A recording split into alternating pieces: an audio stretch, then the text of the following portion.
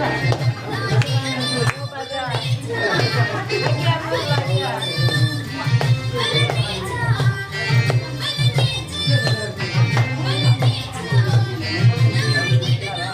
was just wonderful to see all the young people, the faces and the sweetness. I mean, everyone, all ages, their openness, their affection, whatever hardships that they'd gone through to get to this refugee camp. There was just seemed to be so much joy and innocence and hope. They're still open. They still believe in the goodness of the world and of the people around them. And I hope that the world will not disappoint them. I mean, sometimes it's overwhelming, the ignorance that we have, even though we have, 24-hour news.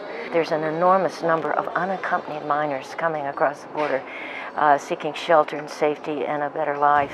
But some of the resources have been moved to other places that, yes, are very much in need. People also escaping terrible circumstances. But these unaccompanied minors were so brave to give up their families, and perhaps their families encourage them to come to a place where they wouldn't be in such a repressed society with no hope. And what I've seen in these refugee camps, especially the unaccompanied minors, there is still hope. There is an incredible light in the eyes of these very young children and older adolescents. There's just a spirit there. I believe that they're the seeds of great promise. But they do need a leg up. They do need help. They do need resources, and that's going to take money. I was so impressed with the work of the JRS in these camps, providing, you can't just provide a safe place to sleep and minimum amounts of nutrition. They're giving them English classes in computer training, and very important, I believe, is art and music and sports. These are activities that keep their bodies active, their minds active. We can't abandon this amazing group of people. I had been warned when I came here by professionals that I might, have a negative reaction, especially when I got back to the States, overwhelmed by the despair of it all. But I know that there are still terrible conditions and a lot has to be done, but there's so much hope there.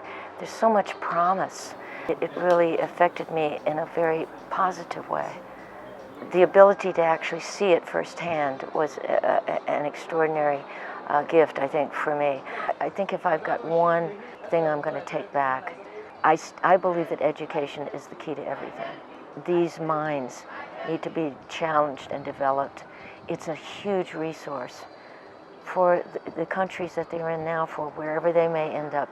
But we have to give them the tools to develop their hearts, their minds, their souls, to use the abilities that they have that are still untapped. It's just a huge potential.